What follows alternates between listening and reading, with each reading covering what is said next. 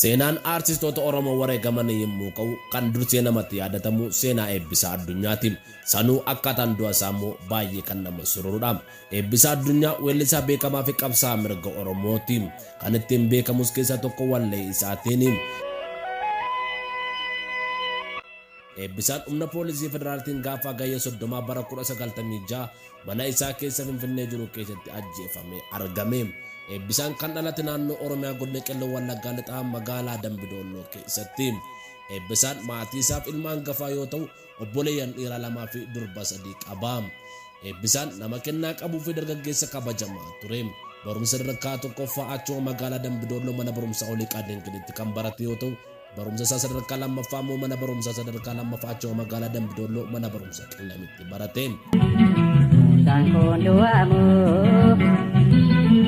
Eebbisaan qormaata biyyaalessaa fudhatee waan darbeef yuunivarsiitii galee barachuuf qophiirra ture. Bara 1991 odoo Eebbisaan ramaddee yuunivarsiitii eeggachaa jiru humnoonni ABO, TPLF fi Addo'aayin EPLF mootummaa dargii kuffisanii. Magaalaa Eebbisaan keessa jiraatu Dambidolloo keessatti ABO'n buufata waraanaa guddaa dhaabe. Yeroo sana Eebbisaan haalli jireenya uummata Oromoo garbummaa ta'uu isaa waan hubateef akkasuma barbaachisummaa Oromoon hiree ofii isaa murteeffachuuf qabu waan itti amane kanaaf qabsaa'uuf jecha dhaqee ABO'tti makame. Eebbisaan jalqaba akka dabballeetti kan leenjii yoo ta'u dandeettii addaa waan agarsiiseef buufata ABO kan Dambidolloo keessatti leenjisaa dabballootaa ta'e mudame. Dandeettii waraanaa qofa odoo hin taane Eebbisaan dandeettii sirbaas ni qaba ture. Kennaa sagalee isaa qabu bakkeetti meeshaalee muuziqaa baay'ee ni taphata. Sababa kanaaf Eebbisaan hawwisuu ABO'tti makamee aadaa, wallee fi eenyummaa Oromoo mul'isuu irratti gahee guddaa taphateera.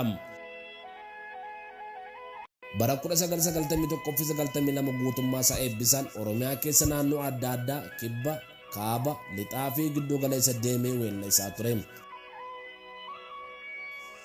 Sirboonni Eebbisaa sirba aadaa yoo ta'anis garuu irra jireessi isaa sirba warraaqsaa nama kakaasan ture. Eebbisaan sirboota isaatiin hacuuccaa uummata Oromoo irra ga'uuf ifatti baasee kan ibsu yoo ta'u karaa ittiin Oromoon mirga isaa gaafatu falmatus ibsaa ture. Akka nama dhuunfaatti Eebbisaan nama gara laafessa ture. Uummata Oromoo garaa guutuudhaan jaallata ture. Baay'ee dhimmaafis ture. Eebbisaan namoota gargaaruu fi dhimmuu fi nama duubatti hin jenne akka ture seenaan isaanii dubbata. Obboloota isaa, firoota isaa, ollaa isaa namoota garaa barbaadan kamiyyuu ni gargaara. Eebbisaan aartistii baay'ee jaallatamaa, dinqisiifatamaa fi sabboonaadha jedhamee dubbatama. Eebbisaan jalqabaa qabee gootummaadhaan beekama. Erga ABO'n biyyaa ba'ee geggeessitoonni isaa biyyaa baqatanii ABO'n dhoksaadhaan socho'uu jalqabee boodallee Eebbisaan sirba isaatiin ammeenya mootummaa Itoophiyaa yeroo sana uummata Oromoo irra gahaa ture ibsuu hin dhibne. Eebbisaan baay'ee ija jabeessa kan inni sodaannee fi ifaan ifatti hojii shororkeessummaa mootummaa Itoophiyaa uummata Oromoo irra ga'u balaaleffachaa ture. Deeggarsa WBO'tiif qabus gonkumaa duubatti hin deebisne inuma itti fufe. Sababa Eebbisaan ija jabeessa ta'ee fi ifaan ifatti ajjechaa fi sarbama mirga mootummaa Itoophiyaa yeroo sana raawwatu balaaleffatuuf ofumaa isaayyuu ilaalcha mootummaa keessa akka galu godhe. Ajjeefamuu Eebbisaa Addunyaa akka gabaasa Oromiyaa Support Group Press Release November 14 akka onkololeessa 1996tti weellisaa sabboonaa Oromoo Eebbisaa Addunyaa fi Riyyaan isaa Xaanaa Wayyeessaa ergamtuu humnaa nageenya mootummaa Itoophiyaa yeroo sanaatiin gaafa gayya 30 bara 1996tti ajjeefame. Yeroo namoonni meeshaa waraanaa hidhatanii mana isaa cabsanii seenan Eebbisaan mana isaa kan naannoo Shiroo Meedaa lakkoofsa duwwaa 94 olaanaa 13 ganda duwwaa 1 jiru keessa jiraataa ture. Mana isaa kan argamu Embaasii Ameerikaa kan Finfinnee jiru fuulduratti ture. Namoonni ijaan argan akka jedhanitti reeffi mana isaa keessa harkifamee konkolaataa Land Roverii lakkoofsa eeyyama mootummaa yeroo sanaa qabuutiin Government License Plate'iin fe'ame. Ergamtoonni mootummaa warra isa ajjeesan jalqaba namoonni karaarraa akka soqqan godhanii namoonni dhukaasa qawwee dhagaanii manaa gadi ba'anii ilaalan manatti akka ol deebi'an ajajamanii.